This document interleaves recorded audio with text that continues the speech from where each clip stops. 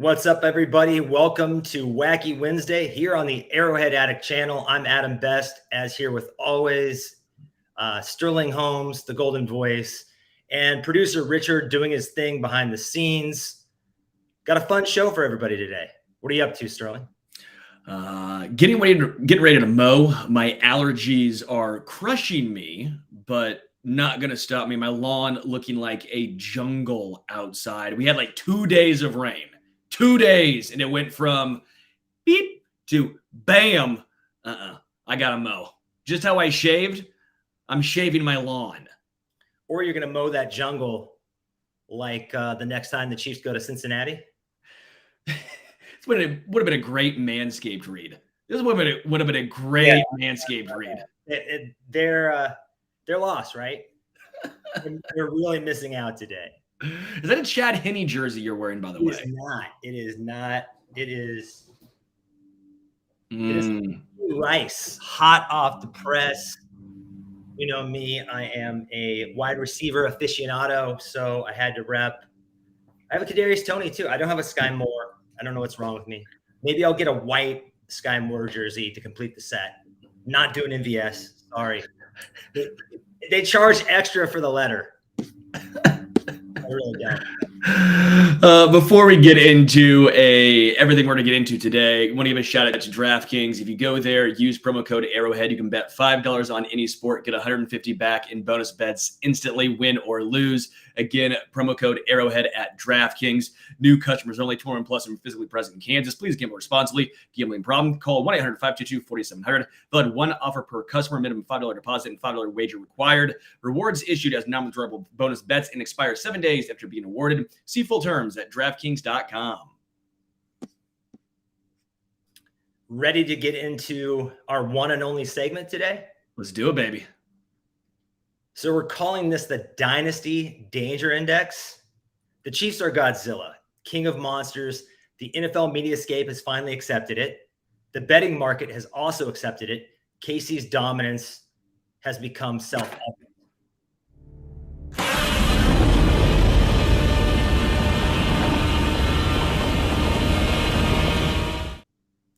With that established, let's analyze which teams are threats to a budding Kansas City dynasty, but let's do it in a fun way. Let's use other monsters. We've got 5 levels here, which we're going to assign to these teams. We're going to go through them in alphabetical order. Here are the levels. Level 5 is King Kong.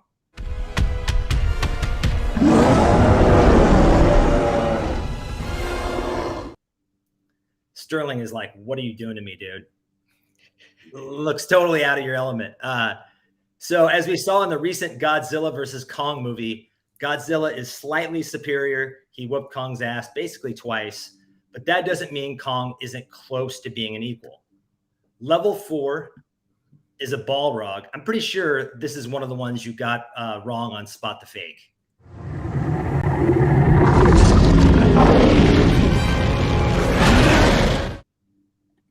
That's from Lord of the Rings, of course. It takes some wizardry. Can't talk today to defeat this foe, and even then there are challenges.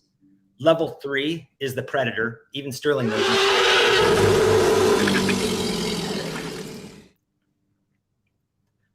Was always creeped out by that as a kid. So scary, but we've seen time and time again that talented humans can take this ugly sucker down. Level 2 is Groot.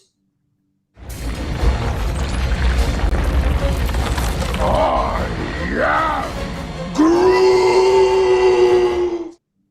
Do you know who that is?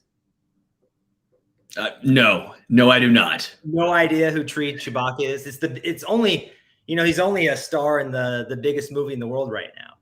What movie? Guardians of the Galaxy. Volume 3. I have never seen a Guardians of the Galaxy. He's basically Tree Chewbacca, but sillier. If that gives you a frame of reference. So with Groot, don't let the fighting skills and hard exterior fool you. This tree is a giant teddy bear. And then level 1 is Sully. Feel the burn. You call yourself a monster?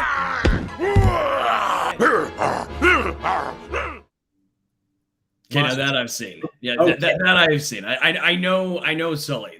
I saw that when I was a kid. Great movie. Wonderful movie. But Sully kind of struggles to scare children in the movie. And these teams that we're going to assign Sully to would also struggle to scare children. So let's dig in. Let's go through the entire league in alphabetical order, starting with the Arizona Cardinals. What do we think here? What's below a Sully? Me? Is it me? I that was the unscariest monster I could come up with. Maybe the Blob. You know, the Blob was kind of an old school monster flick, and I could never get scared by the Blob. What about Attack of the Killer Tomatoes? A Chihuahua. Yeah, the Chihuahuas will try and bite your ankles, but frankly, I think a Chihuahua is more terrifying than the Arizona Cardinals. The Cardinals are horrible. They're going to be without Kyler Murray for a while. He is one of the highest paid quarterbacks in football.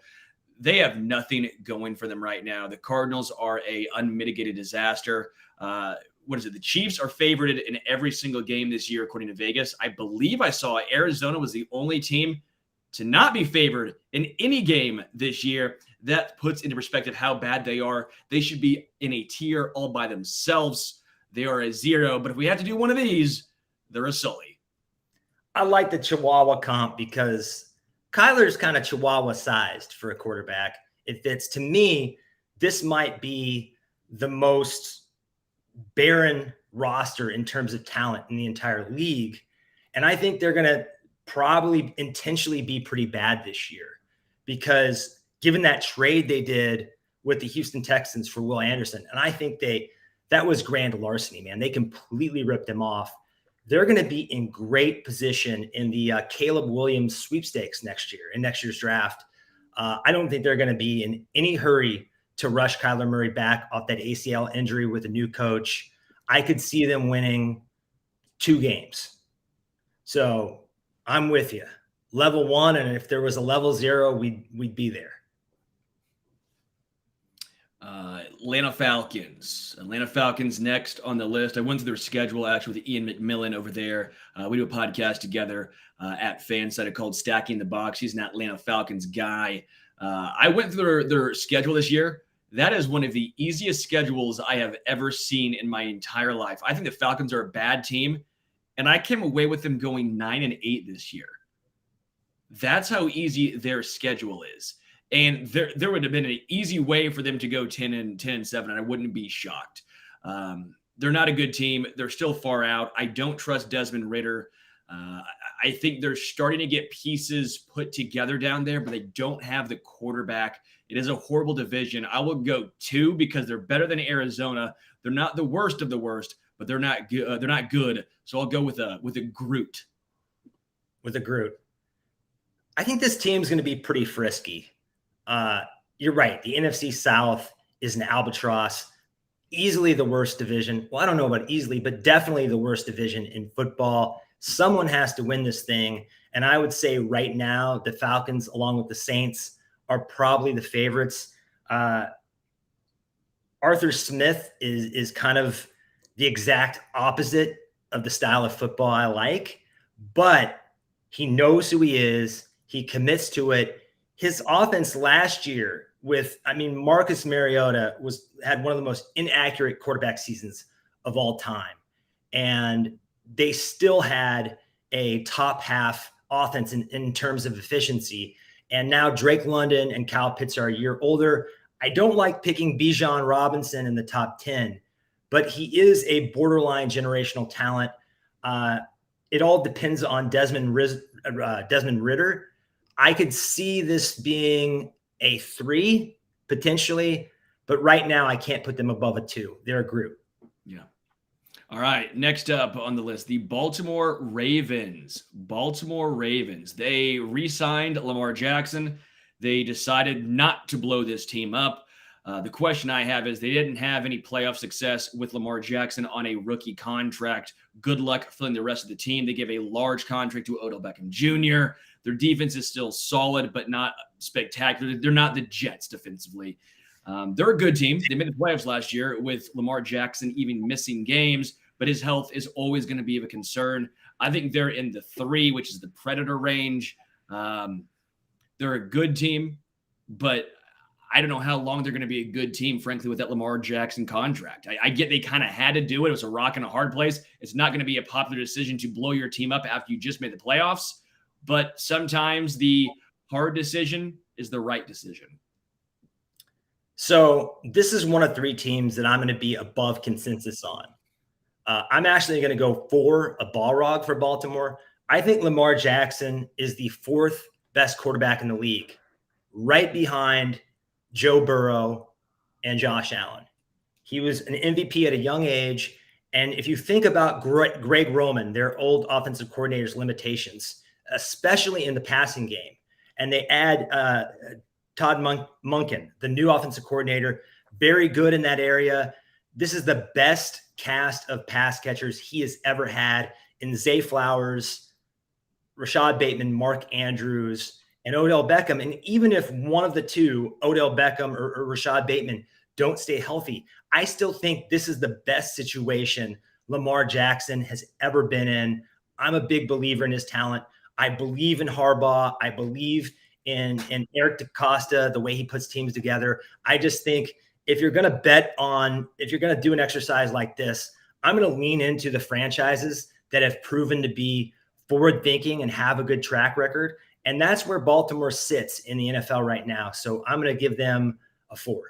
Yeah. Let's move on. I kind of agreed really quickly with Future Trunks there in the chat. The Ravens are no threat as long as Lamar cannot finish a 17-game season. Until he does it, I get quarterbacks a little bit different than wide receiver, but it almost feels like Kadarius Toney or Sammy Watkins or one of those guys who are very talented but can't stay healthy. Obviously different position, but also it's bigger when those guys miss than a wide receiver. The Chiefs can win without Toney. They can win without Sammy Watkins, as they've shown. But the Ravens, they can't win without Lamar Jackson. They can't win with Tyler Huntley backing up. Like, they're not going to be able to win ball games. So he has to stay healthy. And until he proves he can do that again, they're in the 3 category for me. My question there would be, if he already had his big deal done, do you think he would have played in the playoffs? I guess it's hard to say. He at least would have traveled, I think. I think he at least would have traveled. Yeah. Let's move on to the Buffalo Bills. This one is easy for me. They're a King Kong. Even though they've kind of flopped in the playoffs a little bit, this is a very scary roster. Josh Allen is at worst the 3rd best quarterback in the league. Stephon Diggs is elite. I like the coaching staff quite a bit in McDermott and Frazier. I think their general manager has built this thing the right way once again. So King Kong, easy. They're a very scary team. Yeah, 100%. I'm with you. Dawson Knox, Dalton Kincaid at tight end, Stephon Diggs. I'm not a huge Gabe Davis guy, but Big Game Dave, Gabe, I should say, as they call him sometimes. He's pretty solid. Their offensive line is average to above average, but then defensively, they have Von Miller, who should come back at some time. They signed Shane Ray. They have Shaq Lawson, Ed Oliver. They have A.J. Klein at linebacker, as well as Matt Milano, who is a phenomenal linebacker. Tre'Davious White. And don't forget, Tre'Davious White should now be fully healthy, full offseason to get right. Same thing with Jordan Poyer and Micah Hyde. I think the Bills will be the 2nd best team in the AFC this year behind the Kansas City Chiefs. They're a King Kong to me. They really need Von Miller healthy, because outside of him, they don't really have a guy on that defense who is a game wrecker. I mean, it's very similar to the Chiefs with Chris Jones, where they need him to kind of be the piece that everyone else orbits around. Trey White, the other thing there, cornerback play fluctuates more than any other position. So we could really see him come back and be elite. I love the Dalton Kincaid pick.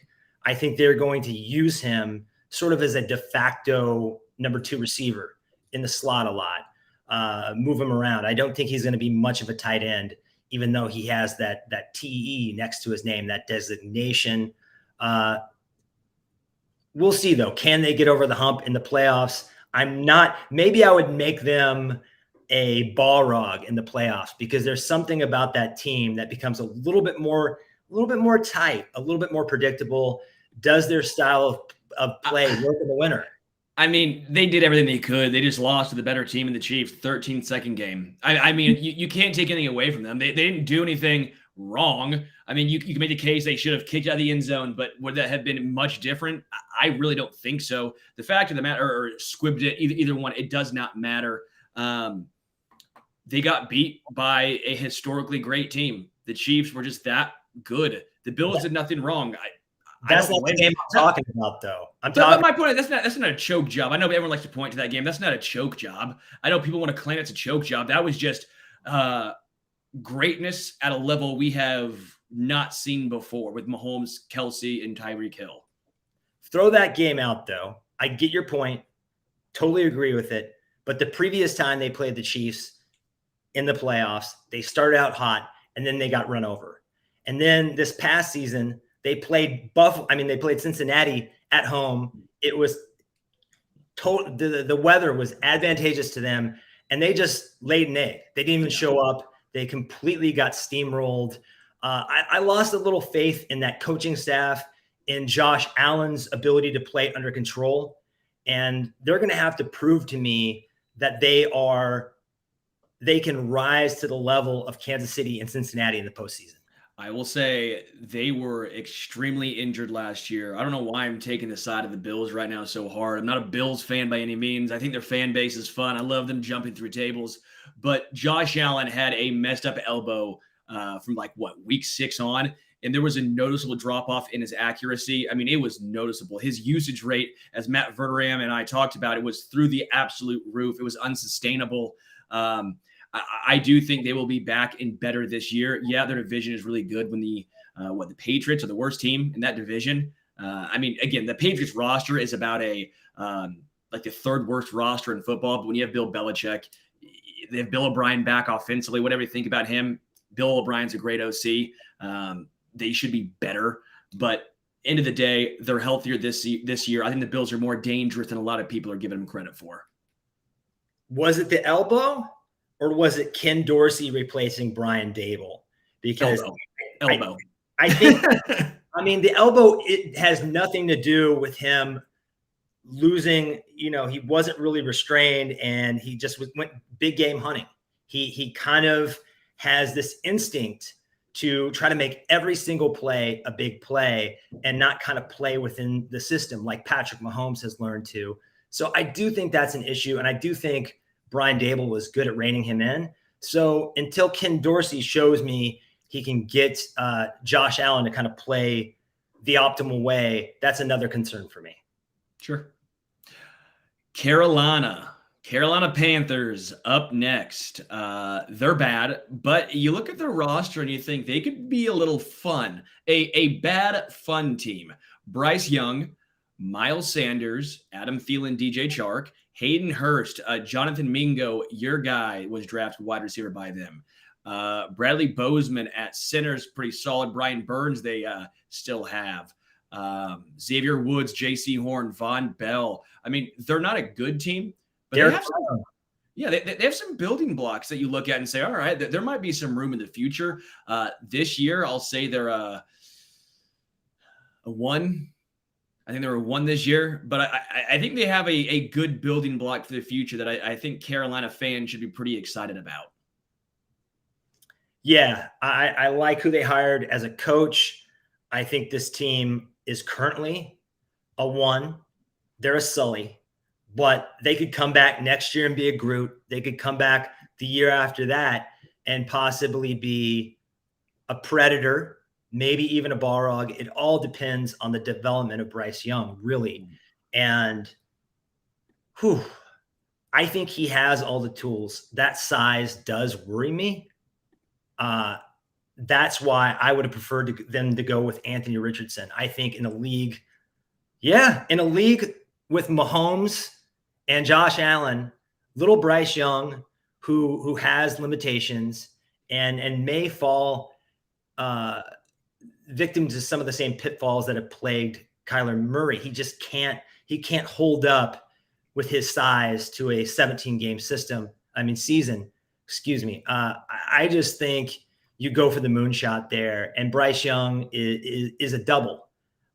He has all the intangibles, but frankly, in this league of alien quarterbacks, size matters, attributes matter. You have to be able to compete with those guys. And I don't see that upside from him. Yeah. I will say this, after interviewing him, we are the same size. I mean, we're both 5'10". I mean, he's a little bit bigger. I'm 170, 175. I mean, he's a little bit bigger, but not much. That video that was circulating, everyone's like, that has to be photoshopped. I'm sitting here going, if it is, it's not much, because that guy is a small dude. I will say he can't stay healthy. I'm not going to go that far. I know he's a smaller guy, but we've seen smaller guys, even at wide receiver. I mean, Tyreek Hill's not a big guy. I mean, Tyreek Hill's put together, and he's been injured because you take more hits at wide receiver than you do at quarterback. I get what you're saying. I'm not going to say that Bryce Young can't stay healthy until he proves otherwise. Would I be at least a little nervous? Yeah, you can be nervous, but I'm not going to sit here and say he's automatically going to get hurt week 4. That feels like too much of a reach for me. I think he was the most talented quarterback I don't know if most talented is the right word. CJ Stroud is my QB1 because I think he has the highest floor. Anthony Richardson, I wouldn't touch until the third quarterback taken. I think it was between CJ Stroud and Bryce Young. I think Bryce Young has a lot of the attributes you look for outside of size. It's just, can you get past that? And that's what Carolina decided to do. Yeah. His BMI, the weight is as big of a worry to me as the height. I'm not saying he can't do it, but he would have to be an anomaly to do it. Maybe he goes on to have a Drew Brees-like career. He's been a winner, and I think he has a little Drew Brees in him. But it's again, I don't like betting on outliers, and I think he's very much one of one. So, yeah, I'm a 1. I'm a Sully on them.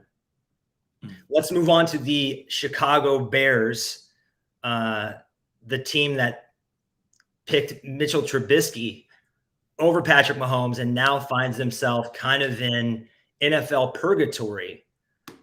But year 3, we've seen it with Jalen Hurts, Josh Allen, and to some degree, Daniel Jones. But I think Hurts and Josh Allen are really good comps here, because what changed for them in year 3 when they really took the leap? Well, Jalen Hurts got A.J. Brown, and Josh Allen got Stephon Diggs. Now, the Bears added DJ Moore, and he might not be quite on the level of A.J. Brown and Stephon Diggs, but he's pretty close. So are we going to see, with elevated weaponry around him, we're going to see Justin Fields take a big step forward with a better roster and maybe challenge in a division that I don't think is that strong, the NFC North? They better, and he better take a step forward, or else you're going to be wishing they took either CJ Stroud or Bryce Young. That's going to be a huge talking point, at least in my eyes, is if Justin Fields does not progress and either CJ Stroud or Bryce Young pop off, the Bears could have had one of those two guys. That's what it comes down to. And both those players are more traditional NFL style guys in Stroud and Bryce Young. Justin Fields, you have a couple comps. You have Lamar Jackson, who's been perpetually injured. You have Kyler Murray, who's been perpetually injured. There you go. There's your real list. You also have Jalen Hurts. I would say that he is a little bit more sturdy than both of those guys. Sure, Jalen Hurts is a big dude too. And Jalen Hurts was also not as highly touted. There was a second-round pick on Jalen Hurts. I don't know. What I see in Jalen Hurts, I don't see in Justin Fields. I like Jalen Hurts a lot. I'm not sold on Justin Fields. I do think he poses a tough task for Kansas City. I think he poses a difficult challenge for Kansas City. The Chiefs don't play a ton of running quarterbacks this year, and surprisingly, the Chiefs do play Justin Fields and the Bears. I do think their weapons are getting better. DJ Moore, Darnell Mooney, Chase Claypool, Cole Kmet, Robert Tonyan. There's no more excuses for Tyler Scott. I think they got a steal late in the draft, but there's no more excuses for Justin Fields after this. If you can't put up numbers with this offense, with these weapons, I know it's not the best of the best, but this is above average. If you can't do it now, you might never do it. Their offensive line is okay. They spent a 10th overall draft pick on Darnell Wright, which I was very high on Darnell. I looked at Braxton Jones. Braxton Jones actually rated out pretty well on PFF, surprisingly. So they have at least a young left tackle as well. Tevin Jenkins, Cody Whitehair. Their offensive line is actually much improved. They spent good money on Tremaine Edwards to come in here. They still have Eddie Jackson at safety. They're not a good team, but they're probably a 2 for me. They're probably a group just based on the fact that they are a difficult matchup for Kansas City. I don't think Justin Fields is good, but I think a run-first quarterback can give the Chiefs issues. Future Trunks just had a really good point that maybe Justin Fields, where he was selected and the hype around him was the byproduct of Lamar's MVP season. What's interesting there is Justin Fields kind of fell in the draft, surprisingly. I wonder if you put Kyle Shanahan on Truth Serum and asked him if he wishes he could go back in time and pick Justin Fields or Mac Jones instead of Trey Lance, what he would say. But I'm gonna go with a 1. Wouldn't be Mac Jones. Yeah, I'm gonna go with a 1. I'm gonna go Sully. They were maybe the worst roster in the NFL last year. I don't think you can take a huge leap after being in that position so recently. I'm not scared of them at all. I think this is the first time they visited Arrowhead in a long time, and I think we're going to have our way with them, frankly. Up next, the Cincinnati Bengals. I think you and I are both going to agree they are a 5. They are a, what's that? Not King Kong. It's the other guy. No, it's King Kong. It is King Kong. Okay. We're going with King Kong. I'm just going to go ahead and say for you that they're a 5 as well. They've earned that right. The Cincinnati Bengals are a very good team. We're talking a lot about Joe Burrow, his contract. He's talking about how he wants to make sure everyone gets paid. This is fascinating to watch. If you are a Chiefs fan, I would watch closely whatever contract Joe Burrow gets, because it's probably going to be in line with whatever Patrick Mahomes wants and asks for in his renegotiations. I think both hopefully try and keep some money for the team. But at the same point, you're going to sit here and say, all right, Joe Burrow has been pretty good against you guys, but where are the rings? Not one, but plural rings. Where are the MVPs? Not one, but plural.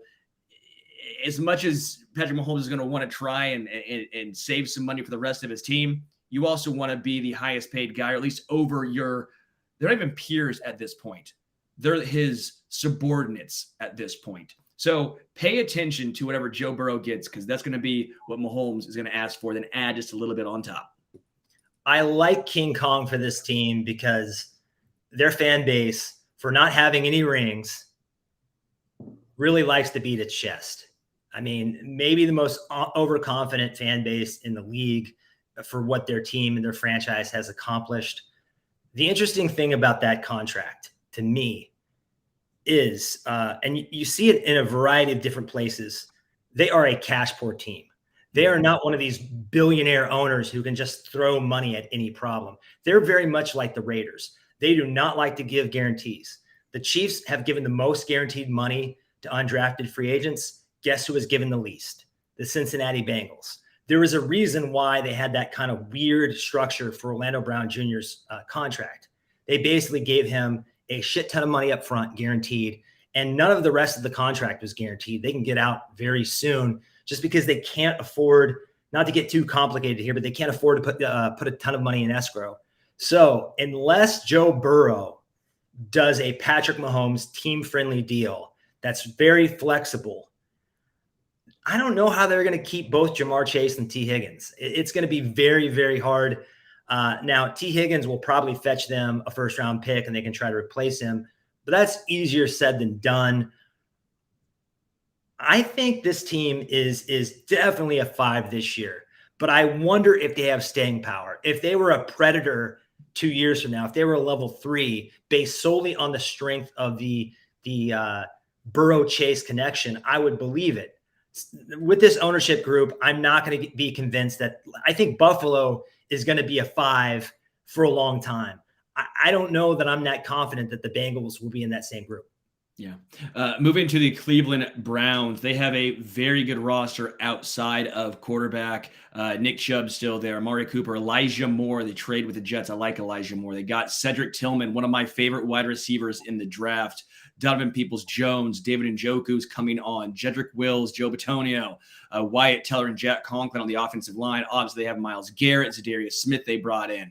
They still have Denzel Ward, Grant Delpit, and they brought in Juan Thornhill. I like the Browns roster overall, but they have Deshaun Watson. I think Watson is who he is now. Those 2 years sitting out of the NFL, he's trash, man. I mean, they looked better with Jacoby Brissett. They did. I am all the way out on Deshaun Watson. There were two based on the rest of the roster, but they're also the Browns. They are a poorly run organization. And poorly run, that's an excuse to poorly run. Ooh, I don't know if I agree with that. This is the most analytical organization in the league. I think they are a well-run organization that has just been stuck in quarterback hell. And I also disagree about Deshaun Watson. Whose decision was it to bring in a dude, Deshaun Watson? What? That's great. Yeah, that's very analytical right there. Great decision. Let me make a point of Deshaun Watson. I am not going to throw him out. I don't like him as a person. I find him despicable, frankly, but we're talking about football here. And I'm not going to throw just because he had a bad 6-game stretch last season. I'm not going to throw out everything he accomplished prior to that because he was an elite quarterback. The last time we saw him in a Texans jersey, he, despite having no talent around him, Bill O'Brien completely wrecked that. No talent. They went 4-12. But if you look at everything, if you look at EPA, the yards he put up, the stats he put up, he was an elite talent. He was a top 5 or 6 quarterback. I think he has that kind of ceiling. He's shown it before. I maybe 2 years off, and all the controversy swirling around him has ruined this guy. But that roster. You look at Myles Garrett with Dalvin Tomlinson and Zadarius Smith, who was very good last year for the Vikings. This is the best defensive line Myles Garrett has ever played with. That secondary is good. I love the trades this team has made. You know, getting Zadarius Smith basically for a 7th rounder, getting Elijah Moore, who has almost an unlimited ceiling. He hasn't lived up to his draft positioning yet, but he could be a very good player in this league. And then getting Amari Cooper for a 5th. They're continuously fleecing other teams in trades. I think they have a lot of talent. Nick Chubb is maybe the best pure runner in the league. I think this team is a 4. And if Deshaun Watson returns to 2020 form, they could be very scary. I'm giving them a ball rug. This is one of the teams I'm higher than consensus on. I can see you're not on the same page, but they don't. Dude, they have to fleece teams. You know why? Because they gave all that guaranteed money to Deshaun Watson, the worst contract in football. I mean, yeah, it was a small sample size, 6 games, completed 58% of his passes. He threw 7 touchdowns, 5 interceptions. He averaged 183 yards per game. His average yards per completion were 6.5 yards an attempt. That's horrible. That is Jacoby Brissett. Okay. You know who was bad after having, and not at all himself, after having a basically a 2-year layoff and having some controversy in his own life, much different, not caused by him. But when Michael Jordan came back and wore the 4-5, you're not going to take the greatest basketball player, the greatest. No, because Deshaun Watson was never Michael Jordan. Even Michael Jordan had some ring rust when he had an almost 2-year break. Even the greatest, maybe competitive athlete of all time had ring rust. So we should expect the same from Deshaun Watson. I think you have to acknowledge that there's a chance that he can regain his ceiling and be a top 10 quarterback. And if that happens, this is a good coaching staff, a very talented roster. I think they could give the Ravens and Bengals some problems. They are a sleeper team for me. I am 100% out. They'll probably beat the Bengals because they always give the Bengals trouble. The prize split. But no, I could not be farther away from you on the Browns. Let's move on to the Dallas Cowboys, who really have a pretty easy path in front of them in the NFC. I think they are one of probably the big three in the NFC. So when we kind of evaluate these NFC teams, I think we have to keep in mind that maybe having an easier road through the playoffs and the regular season could allow them to be more formidable once they meet us in the Super Bowl than if they were in the AFC. I really like the additions they made, picking up Brandon Cooks and Stephon Gilmore. I think they found, if we're talking about talented players on acquired via cheap trades, I think those are two guys that very similar to what the Browns did. I think Dak Prescott is top 10, top 12. He is a guy that I think you can get to the Super Bowl with. He's demonstrated that he is one. And I don't think he's elite. I think he is probably a tier or two below that. But is he better than Kirk Cousins and Derek Carr? Absolutely. He is those guys. No question. He is those guys. I don't agree. We've seen higher highs from him. Late in games when it's stat pad time. No, it's the Blake Bortles with the Jags when it's late in game and you need a stat pad. He's better than Blake Bortles, but my point is he is Kirk Cousins. He is Derek Carr. He's in that same realm. They're fine. The Cowboys are a 3. They're a predator. Their team is good. Their team is fine, but I don't think Dak Prescott makes you better. So I don't think Kirk Cousins makes you better. I don't think Derek Carr makes you better. Maybe makes you better than what you currently had. I think Derek Carr's an upgrade over Jameis Winston. I think Kirk Cousins is a fine quarterback, especially at noon. But there's nothing that Dak Prescott does that makes you say, oh, yeah. He's always had great weapons around him. I mean, the Cowboys' offensive line has historically been very, very good when he's been there. Their wide receivers have been very good when he's been there. They still haven't won games. He still hasn't done enough. He's also a guy who gets perpetually injured, it feels like, but no one really brings that up. Yeah, there are freak injuries. Was the ankle at one point. Then it was the hand. I mean, he's had a lot of injuries. They're piling up. At some point, you have to say, all right, can this guy stay healthy? They're a 3. That team is really good, but I don't trust Dak Prescott. I'd like to give them a 4, a Balrog. My problem isn't Dak. I'm higher on Dak than you are. My problem is Mike McCarthy, who I think is maybe the most overrated coach in the NFL. And he loses his offensive coordinator in Kellen Moore, who I think was pretty good. I don't know. I like the defense. Micah Parsons is a spitting image of Lawrence Taylor, if we've ever seen one, to date. He might be the best defensive player, the most talented defensive player in the league. But I'm just not sold on that coaching staff. So I'm going to give them a 3. They're a predator for me. Let's move on to the hated Denver Broncos. This should be fun. Now, getting rid of Nathaniel Hackett, who is one of the biggest disasters, one and done coaching disasters we've ever seen, for Sean Payton, one of the better offensive minds in the modern era of football. That is a massive upgrade that can't be understated.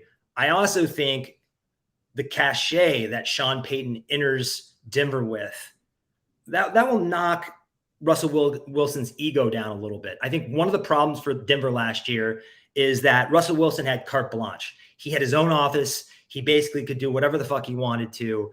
And I think unless you're Peyton Manning, that's not going to work. You need to rein your quarterback in. We've even seen that be problematic with Aaron Rodgers when he has too much control and doesn't listen to anybody. So I think just the coaching swap could take them from a Sully to a Groot. And I really like some of the talent on this roster. Patrick Surtain looks like a lockdown corner, which is very rare. And if you can find that, especially on a rookie contract, it's one of the more valuable things in the league. But I'm just not sold on them having that many elite playmakers. And in the AFC West, I think they're kind of in trouble with two clearly superior teams. Yeah, I like Mason Wright. Russell Wilson's is the worst contract in football, Sterling, when I said Deshaun Watson. I think it's 1A, 1B. Both are brutal. Both are horrendous contracts given out. You might be right. The Russell Wilson's might be a little worse just because of his age as well. I'm not as high on Sean Payton as you are. I think Sean Payton's a good head coach, but I think folks trying to act like he is Bill Belichick or Andy Reid, I think he's closer to Mike McCarthy than he is to those two guys. Mike McCarthy won a ring. How many rings does Sean Payton have? He's got one as well. Who was his quarterback the majority of his time? Drew Brees. Hall of Famer Drew Brees. What did Drew Brees do before Sean Payton, though? I think that's a fair question too. Sure, no, that's fine. My point is, I think he's a good head coach, but I don't like how Denver fans and some of the national media are trying to make him out to be this incredible. He's Bill Belichick. He's Andy Reid. I don't think so.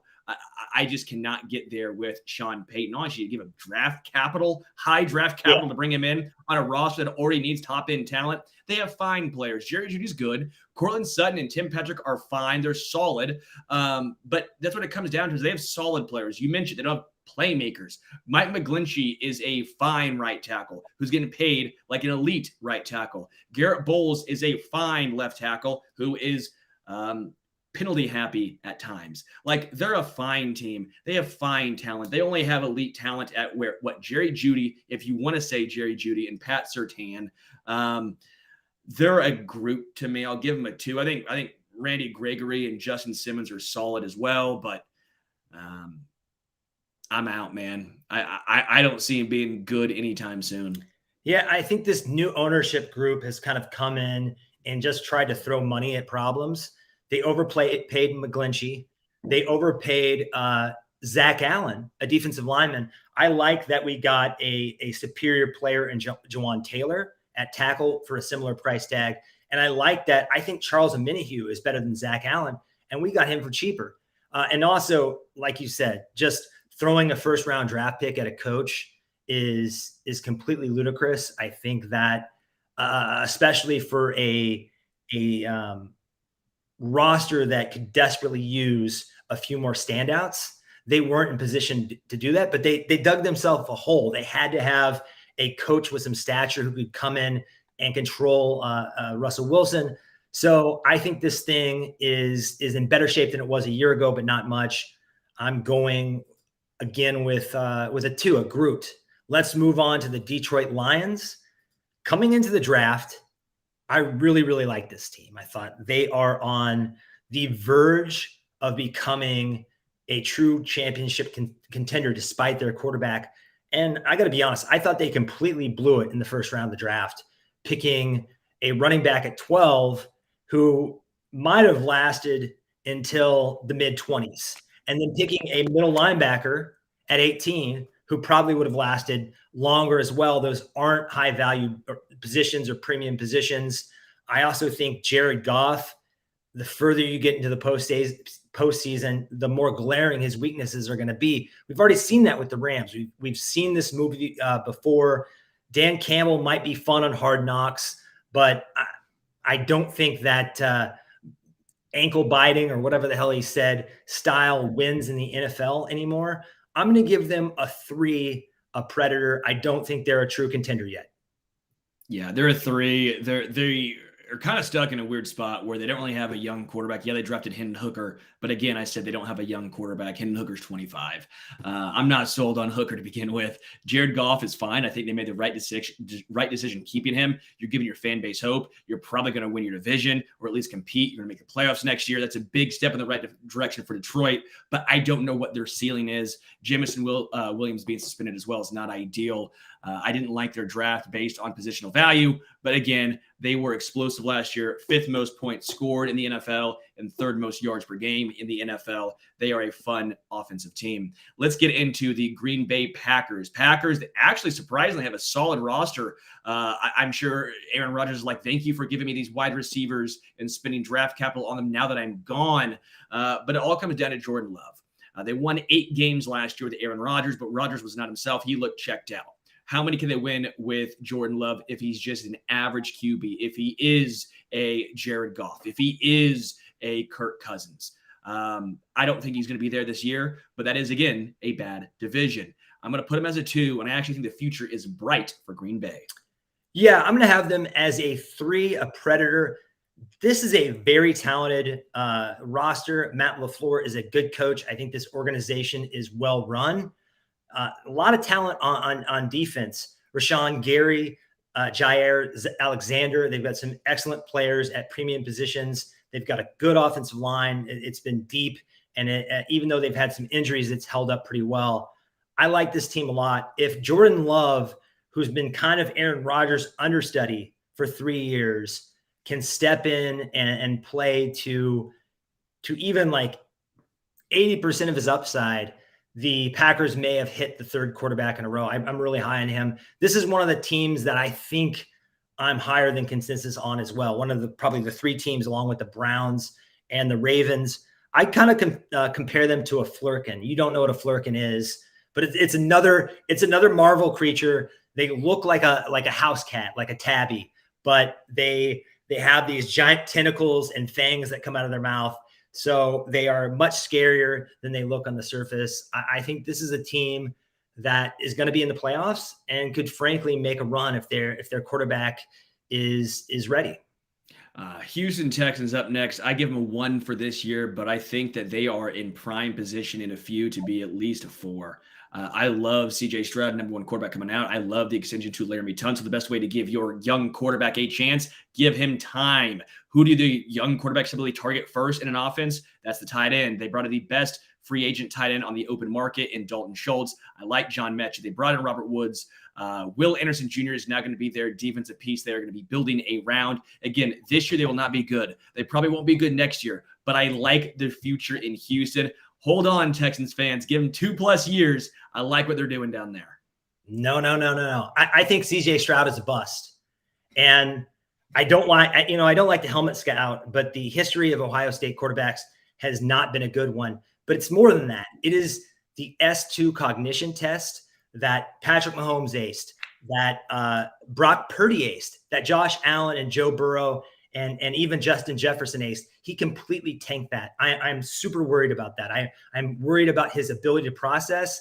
And I also think we're going to be talking about, I mentioned this earlier, that Will Anderson trade. You do not trade up into the top 5 for anything but a quarterback.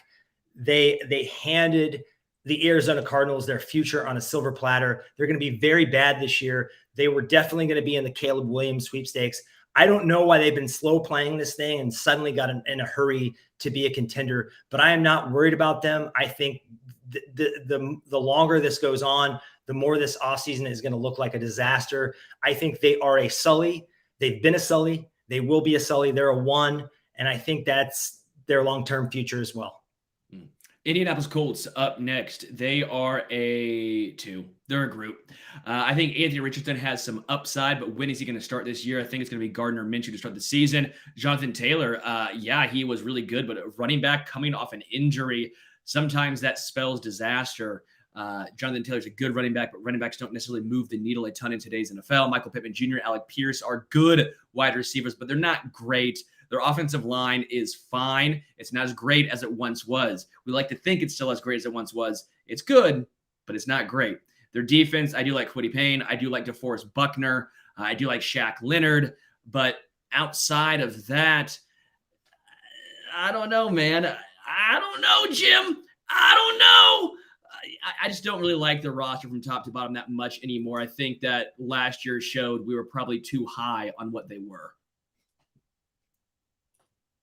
Yeah, I really like the hire of Shane Steichen. I think pairing him with, I would say, a Jalen Hurts type quarterback with more upside, given that he's already proven that he can take that kind of quarterback and squeeze the most out of him. I really like that. Chris Ballard had a phenomenal draft. I don't have the list in front of me, but I just remember thinking almost every pick was a hit. And they really leaned into athleticism and measurables. And that just kind of, he comes from the Chiefs system. I think he's a fantastic GM who's kind of struggled because they haven't had a quarterback. As a Chiefs fan who grew up in the Lynn Elliott era, I am always going to be scared of the Colts. I remember that game where we were up big on them and Andrew Luck had the furious comeback. So as a Chiefs fan, I don't think I can give that helmet, that franchise, anything less than a 3, the Predator. They're always going to scare me no matter what their roster looks like. And I think this team is turning it around after, kind of being stuck in a place Kansas City was in the 90s, renting these past their prime quarterbacks. I like where they're going. And I think Anthony Richardson, you're not going to win the AFC with this murderer's row of Mahomes, Allen, Burrow, Jackson, Herbert, and Lawrence. You're not going to win it with a pedestrian quarterback. You got to find a franchise quarterback, and I think they took a big swing. We'll see if it pays off.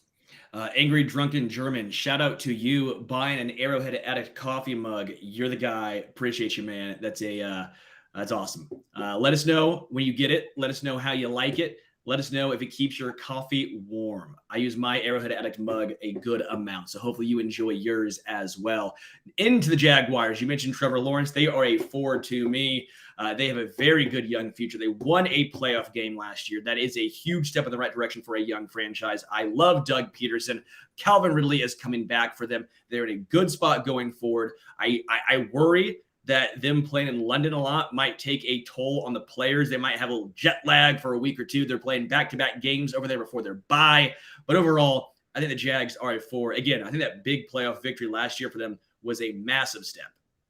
Yeah, I agree psychologically. The London Jaguars, and I'm going to call them that because that's where they're destined to play across the pond.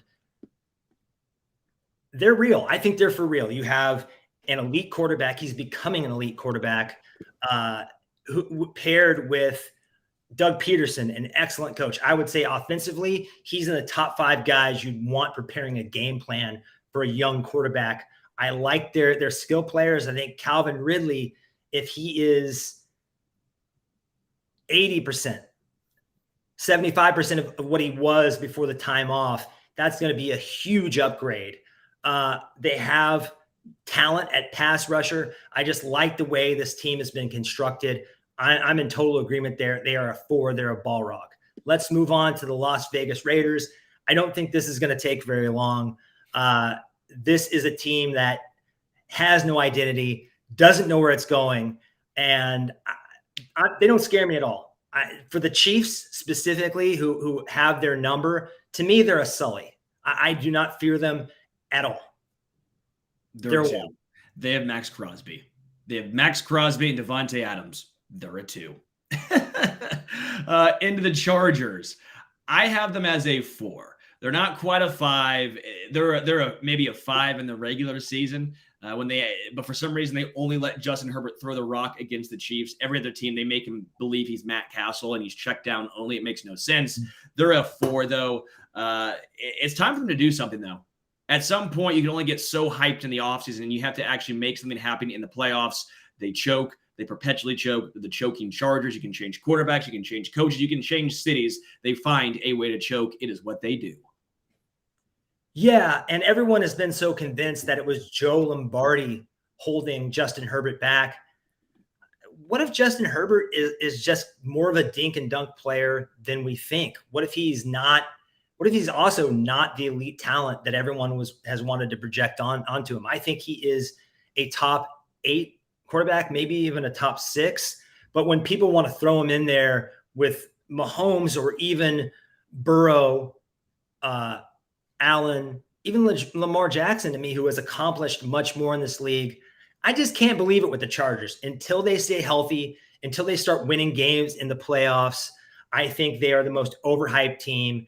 And Brandon Staley and Justin Herbert might be the most overhyped quarterback head coach combination in the league. Let's go into the Rams. I will give them a 1, and their future looks horrible. Aaron Donald's still good. Cooper Kupp still good. No Jalen Ramsey. Matt Stafford coming off of a major injury. They have nothing in the cupboard. There was draft picks. They're no longer there. They should, in my opinion, blow this thing up and rebuild. They should have traded Aaron Donald for all you can. They should have traded Cooper Kupp and recoup all you can. They're going nowhere this year, and the future looks bad, bad, bad. They're a 1 now. Check back in 5 years. I think they're probably still going to be a 1. I think I forgot to give the other Los Angeles teams a rating. So they're a 3. They're a predator. This Los Angeles team, the Rams, complete agreement with you on this year. I do think when you have a really good GM, you have Sean McVay at coach, and you have a super aggressive owner, I'm never going to count that team out. And you mentioned Aaron Donald and Cooper Kupp. If this team starts out as slowly as I think it will, look for them to potentially move one or both of those guys around the deadline. That could be very interesting. The issue there is Aaron Donald, especially, like, how can you move that contract? You'd have to eat some of it, I think. So until further notice, they're a 1, they're a Sully. Let's move on to a scarier team, for me at least, the Miami Dolphins. This was already the fastest offense in the league, and they injected Devon Achane from Texas A&M, the fastest running back in the draft. He is an electric Tony Pollard-like talent. I think this is going to be an incredible offense if Tua can stay on the field.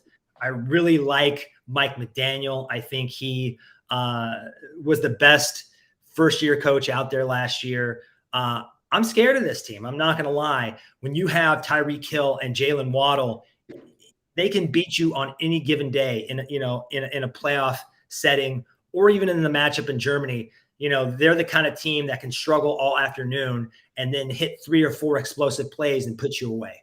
I will go with the 3. I think they're a predator. Their defense is too bad. Their defense is one of the worst in the NFL. That's great. They can score, but you have to score every single time down the field to keep pace with any team, especially this Kansas City Chiefs team. They're a 3 because their offense is great, but their defense is absolutely brutal. Minnesota Vikings. I don't know. I think adding Jalen Ramsey, I think their defense is going to be pretty good. I'm going to give them a 4, a Balrog, with the potential to be a 5, a King Kong, if they keep trending in this direction. Okay. Yeah. I don't like Emmanuel Ogbah as a starter personally, but you do you. Hey, you gotta have some weak spots. Even the Chiefs, you have to have some average players in your starting lineup. You can't afford 22 stars. It just is not possible. Vikings, I will give it 2. Not much to say about them. They overplayed what their underlying metrics said last year. Kirk Cousins is great at noon, bad anytime else. They play the Chiefs at 3:25 this year. That's not a noon game. So the Chiefs come away with a victory. I'll give the Vikings a 2. Yeah, they lost to Darius Smith, Adam Thielen. This is a franchise in a state of turnover. They were huge pretenders last year, and everyone knew it. I feel bad because Justin Jefferson is one of the most exciting talents the league has seen in a long time. But this team is, if we're thinking about monsters, they're Medusa. I look at that roster and I turn into stone, man. It's pretty putrid. Let's move on to the New England Patriots. I would like to give them a 1, a Sully. I just can't, though. As long as the hoodie is standing on that roster, as long as Bill Belichick is overseeing this franchise, out of respect, I'm going to give them a 3, a predator, because on any given day they can beat you. He is phenomenal at coming up with defensive game plans, and I just can't go any lower than that. Yeah, 100% with you. Their rosters are 1. Their coaching staff is a 5, so I will give them a 3. New Orleans Saints, the addition of Derek Carr, I think makes them better. I think the Saints have a pretty good roster overall. Don't think they're a great team by any means, but they're a pretty good team. I actually think they're a 3. I'm higher on the Saints than I think the majority of people are. I think they win that division. I'm just not sold on Derek Carr. I just don't think he has that it factor. I really like Chris Olave. They've got some good pieces, but this is just a team that's needed to tear it down. And they refuse to do that. They keep maxing out the credit card. And this is a moment to give Brett Veach some props. I think last year he took his medicine. When other teams were going all in, he looked down the road and said, hey, I want to make sure 2, 3, 4 years from now, we have good cap health. We're still in the window. I'm not going to just go all in recklessly every year. And that's how the Saints live. And that's just not the way you construct a roster and build a championship window. I think they're a 2. They're a 2. They're a group for me that maybe they're slightly elevated because they're in that horrific division. But even if they get in the playoffs, they're 1 and out. Giants, I will actually go with a 3. I think I'm buying into the Giants overall. I don't believe in Daniel Jones, but I believe in Brian Dable. I believe in Saquon Barkley being one of the few running backs that actually makes a difference. I think their defense is improved over the years. I think they're starting to get a nice core. I will go with the Giants with a 3, but I also think they're pretty close to their ceiling overall being there with Daniel Jones.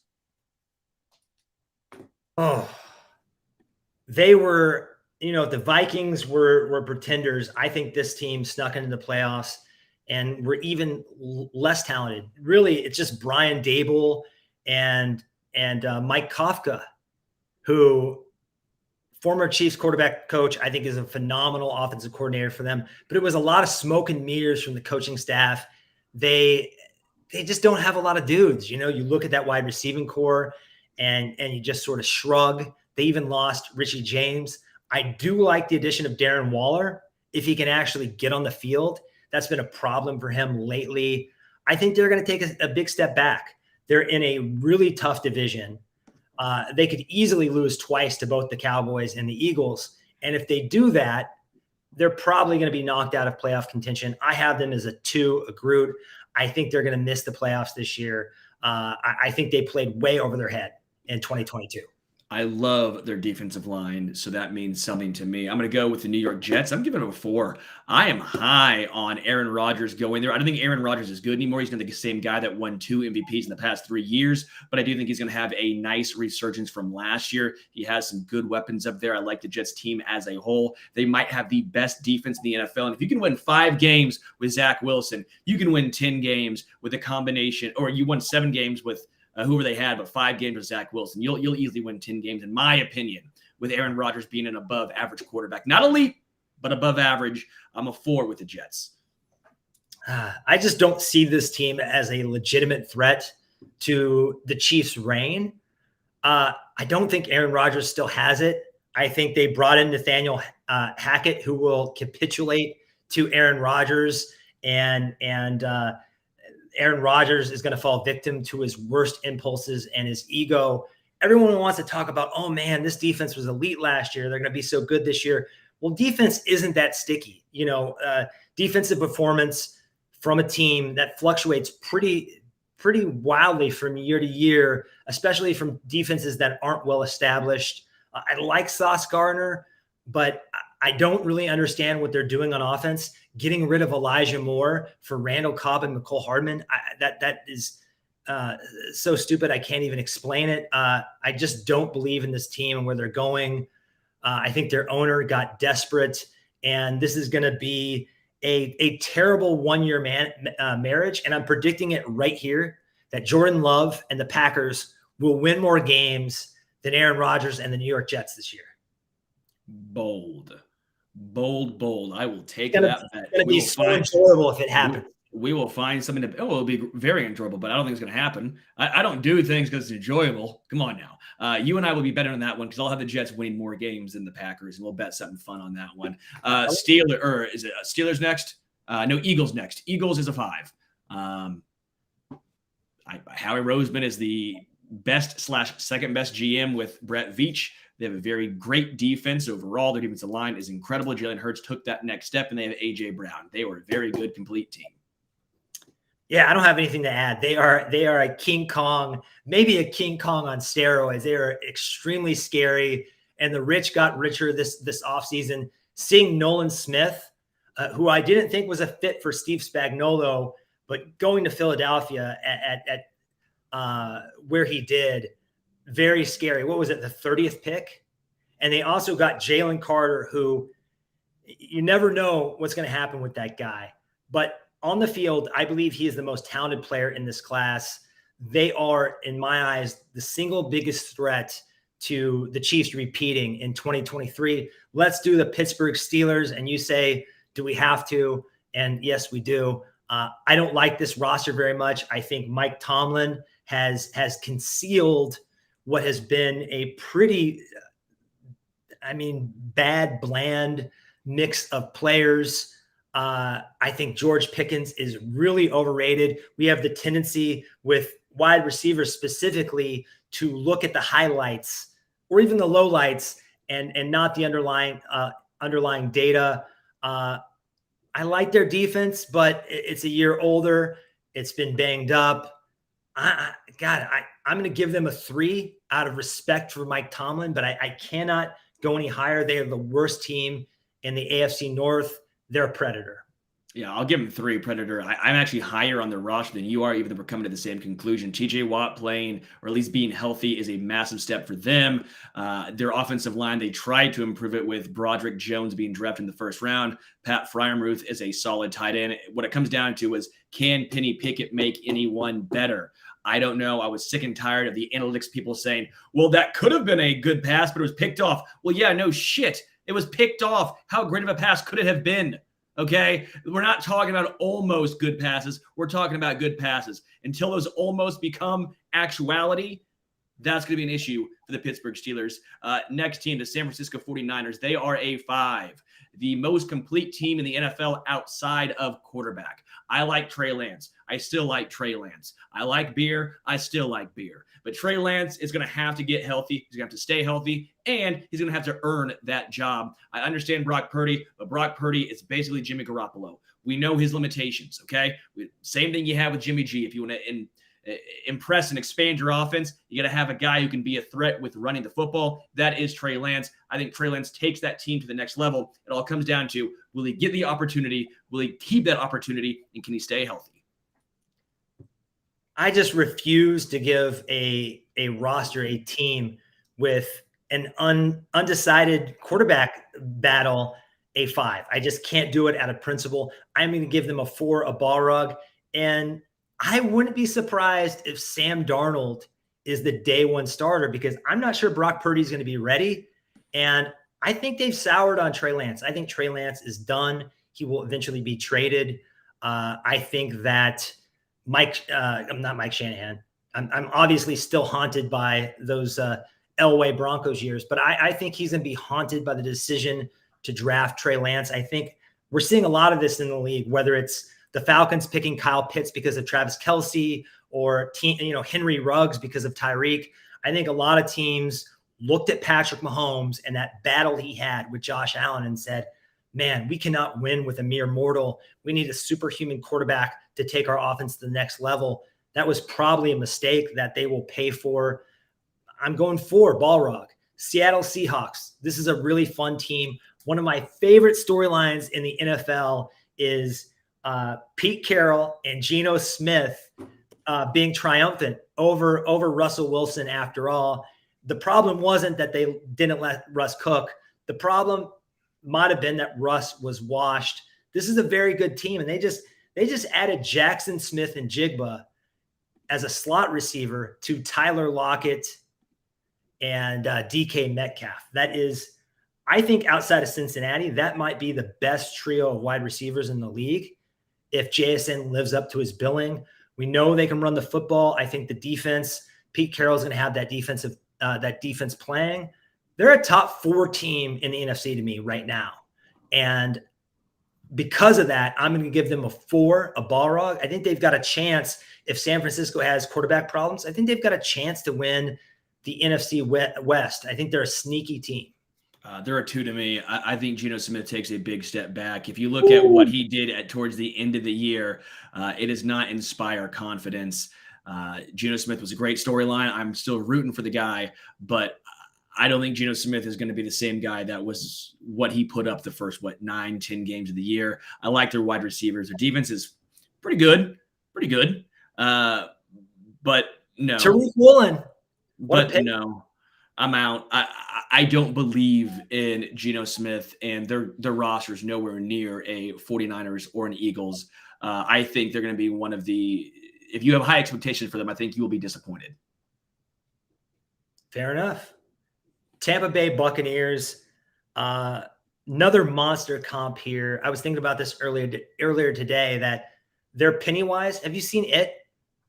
I was terrified. I read the book. I read the book, not the movie, but the book was great. And I watched the 80s one as a kid, and I was terrified of clowns. But I think they look scary on the surface, but Byron Leftwich is kind of a clown. Baker Mayfield is a clown. They do not know what they're doing. I think losing Bruce Arians and Tom Brady to those guys, that is a crazy, crazy swap. I think they're the worst team in the NFC South. Maybe they're headed in the wrong direction. I'm going to give them a 2, a group, just out of respect for guys like Godwin and Mike Evans and some of the players on that defense. But I'm not impressed with the decisions they've made.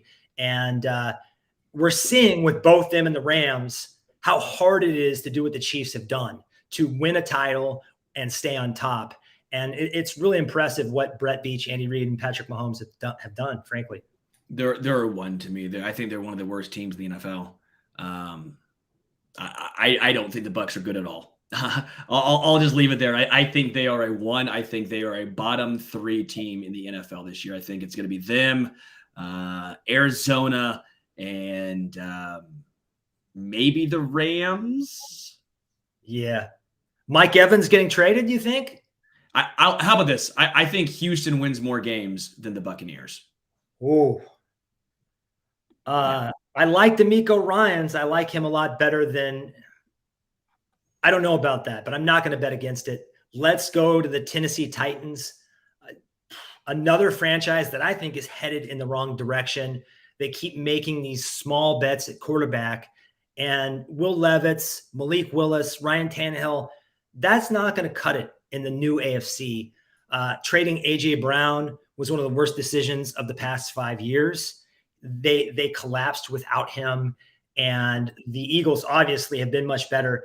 Derrick Henry, I think the wheels are about to fall off of that bus. Amazing player, but they decided to build their franchise around a running back. And it's kind of like Arthur Smith and Dan Campbell. I don't think this rugged pound the rock mentality wins in today's NFL. I'm going to give them a 1. I think they are. I'll throw them in with that list you just named of worst rosters in the league. They are a sully for me. Yeah, Treylon Burks right now is their wide receiver 1. Not ideal. I like Treylon Burks, but not as a wide receiver 1. Yeah, I'll give them a 2 because the style of play they typically play against Kansas City, they've done well. I'll give them a 2, but that's basically a very generous 2 in my eyes. All right, final one. Washington, the Washington Commanders should have still been Washington Football Team. That still irritates me. They lucked into a great name and they blew it, which is what they're going to do this year. They're going to do that this year. They're going to blow it. Chase Young, they didn't give him the 5th-year option. I actually understand that. I've gotten into it before. I don't want to get into it too long here. It's only $1.5 million or $2 million more if to franchise tag him versus giving him that 5th-year option. So if they want to trade him, if they want to not bring him back, it makes sense to give him a franchise tag instead of that 5th-year option. As good as the Commanders' defensive line is, that's basically it. Terry McLaurin's a good wide receiver, but he's not elite. They don't have a quarterback. They don't really have a good offense in general. I'll give him a 2, but that's as high as I can go. I'm a little higher on McLaurin than you. I think despite the quarterbacks he's had, he has been a near elite player who's been very consistent. I like Jahan Dotson, Curtis Samuel. I think that they've got some ballers at wide receiver. That defensive line is stacked. I know we both like Montez Sweat. He's a really good player. I think he's been better than Chase Young, to be honest, so far in their young careers. What can Eric Bieniemy do with Sam Howell? A quarterback who at one point looked like he was going to be a first-round pick and kind of fell out of favor during his senior year. That's a stretch for me. I hope Bieniemy gets a quarterback of the future in the next couple of years, but it's not going to be Sam Howell. I think they're going to be frisky, but ultimately they're a 2. They're a sully. How do you feel after completing this exercise? Do you feel more or less threatened? Because I feel less threatened, I think. Oh, yeah. The Chiefs are the best team now, and they are in good position for the future. The only other team that really is in good position who's consistently where the Chiefs are, I think you can make the case for the Niners, obviously, because they don't have a quarterback and they're still doing good stuff. The Eagles are still doing great stuff, and the roster is very complete. The Bengals, I think, will have some trouble coming up relatively soon with Joe Burrow getting a large contract. What happens to Jamar Chase? And you're right, the money. The Bills, we'll see. The Bills, we'll see. Josh Allen getting that money, Stephon Diggs getting that money. Are they still able to bring in other guys? I don't believe in Gabe Davis. What do they do there, though? If they give Gabe Davis a large contract, I think it's actually good for Kansas City. I don't think he's that dude. I think he's one of the most overrated players in the league. If we're kind of stretching and looking for other teams that could be potentially scary if things break right for them, because we've seen that each of the last couple of years. The Eagles came out of nowhere a little bit. The Bengals came out of nowhere a little bit. I would say in the AFC, it's probably the Dolphins, maybe the Ravens. And gosh, in the NFC, I don't know. The Cowboys, I'm not sold on the Lions. You're not sold on the Seahawks, and I'm not completely sold on them either. I think it's going to be another year where you have a handful, half dozen, maybe 7 or 8 max teams who can legitimately challenge to make the Super Bowl, and everyone else will be pretenders. So I think, everyone knows this. As long as we have Patrick Mahomes and Andy Reid together, we should be the prohibitive favorites. But I think we're in really good shape to potentially repeat. Anything can go wrong. A lot of championships happen because teams stay healthy and get a few breaks. The Chiefs did get a break last year. I think when the Hamlin situation happened and the Chiefs ultimately got the 1 seed, and the Chiefs were relatively healthy and Mahomes' ankle injury wasn't worse, things kind of broke their way.